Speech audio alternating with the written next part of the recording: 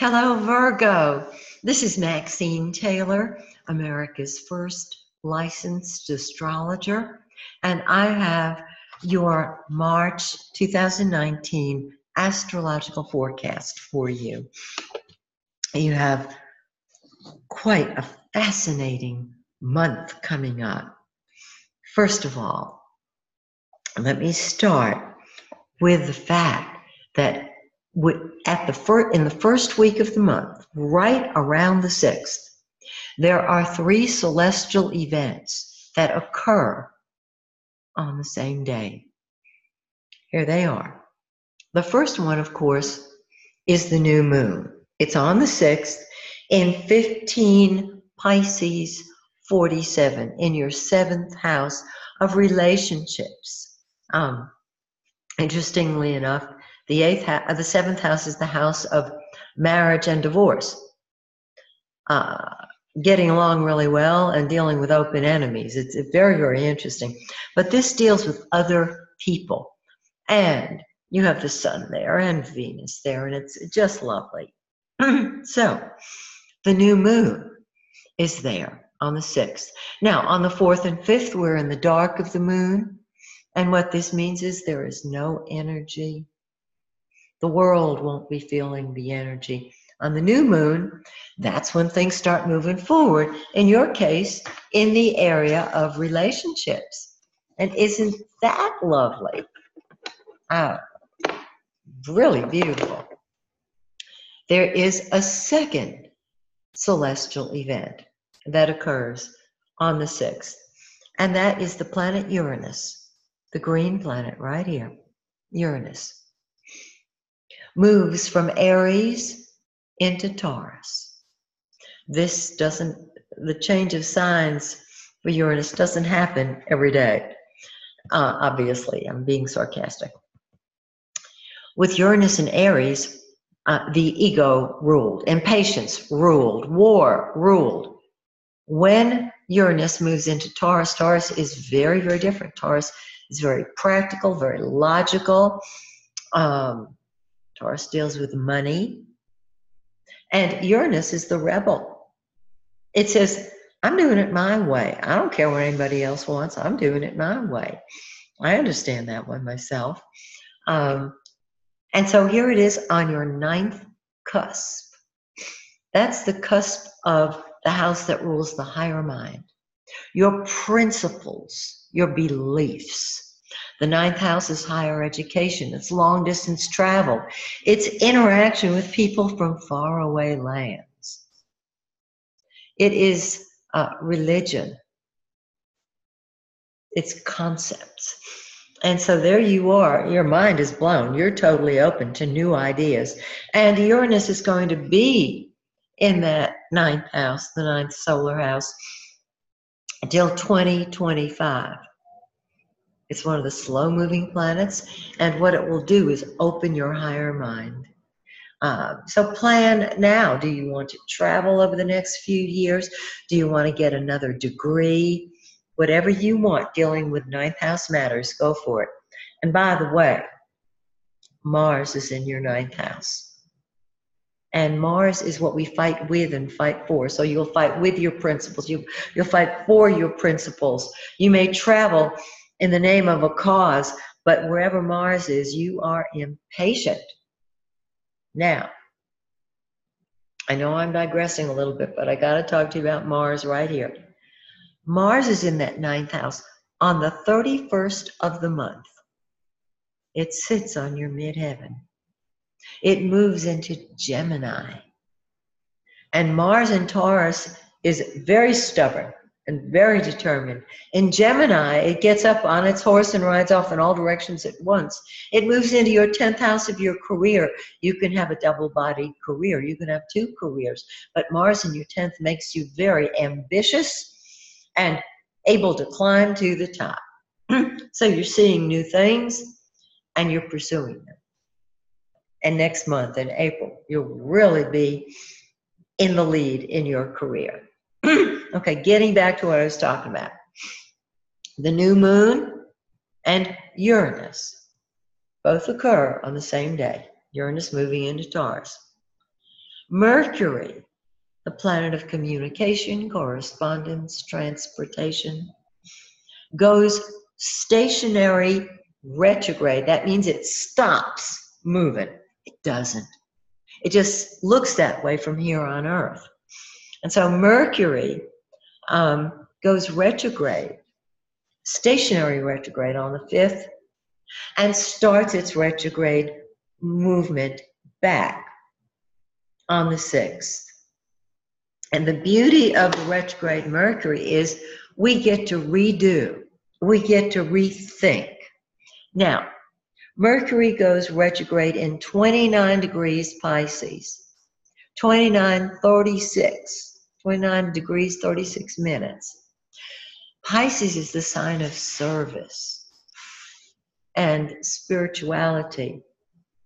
And here, as it moves up to 29 degrees, you think, yay, I've finished up the lesson of communicating in a service, in a position of service and giving. And Mercury says, not so fast, I'm going retrograde. Something else you have to do. And so Mercury backs up, and on the 28th of the month, it goes direct in 16 degrees of Pisces. In other words, it stays in that 7th house of relationships, confusing things, changing things, hurry up and waiting things. And you do not want to sign any contracts while Mercury's retrograde. Well, it's in the 7th house of contracts. It's in the 7th house of partnership. You would not want to have a wedding. You don't want to get married on a retrograde Mercury. Now, if you've already planned your wedding on a retrograde Mercury, all you got to do is either postpone it or get married before Mercury goes retrograde. It goes retrograde on the 5th. So we'll feel it a few days before, but you go get married the 1st, the 2nd, the 3rd. And that will be your official wedding. So anything after that, it won't matter if Mercury's retrograde. But there's always a glitch. There's always something that has to be redone when Mercury's retrograde. You don't want it to be the marriage. Okay? All right. Those are the 3. Now, Venus, the planet of love and money and beauty. It is so beautiful. It's in Aquarius, in your 6th house of work. And so my suggestion is that you do only what you love during this month, if you possibly can. On the 26th, it moves into the 7th house of partnership and marriage and contracts, all relationships, and it brings love to them. Now, when Venus is in the 7th house, you love other people. When you love them, they love them. And because you have helped them love them, guess what? They love you. Real simple. So here we go. And of course, Mercury's going to be retrograde the whole month. And then after it goes direct, it's still in that 7th house. So you'll be able to tie up the loose ends of unfinished projects relating to other people. Now, on the 20th, the sun moves into your 8th house. The 8th house is the house of transformation. Deals with other people's money too. And so the center of your life is where your sun is, in the house of partnership, and then after the 20th, in the 8th house of other people's money. You can help other people create money. This is the house of secrets, so you're not going to tell anybody what you're doing. The sun is your ego. It undergoes a transformation. And with planets in the 8th house, the sun is in the 8th, you want solitude and privacy because it's the house of secrets. Yes. Okay. So we've talked about that, and we've talked about Mars in your 9th, getting ready to move up to your midheaven so that you're going to launch into your career the very last day of March. Now, after the new moon, the moon is growing for 2 weeks, and it builds. The moon rules function and form.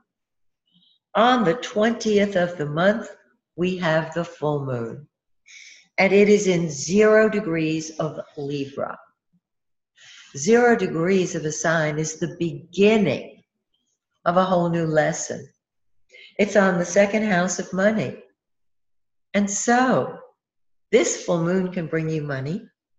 It can bring you information about money. I know you'd rather have the money. It can help you with your values. So you get clear that you would like to create more income for yourself. You're not going to start a new job until after Mercury goes direct on the 28th of the month, 29th even better, okay? And you'll find that this full moon can bring more money for you. Isn't that wonderful? I just love it. Okay, I want to invite everybody to my full moon ceremony. It's free. I've done it for about a decade. It is my labor of love, and the people who come there are beautiful. Many of you have been to my full moon ceremony in person at the Phoenix and Dragon. It will be on the full moon on the 20th. There's no charge, I mentioned that. If you cannot come in person, all you have to do is tune in to 7 p.m. I believe we'll be on daylight time then. 7 p.m.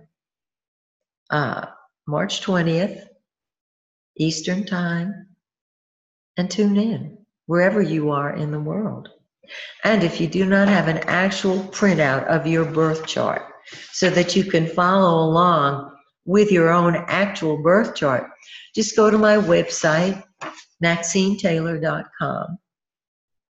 Send me your birth data, the month, day, and year, the city and state if you were born in the United States, the city and country if you were born outside the United States, and most importantly, the exact time.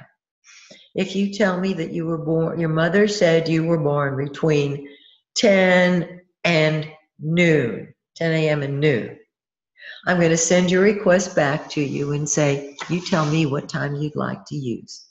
Narrow it down. If your birth time is not on your birth certificate, look in a baby book.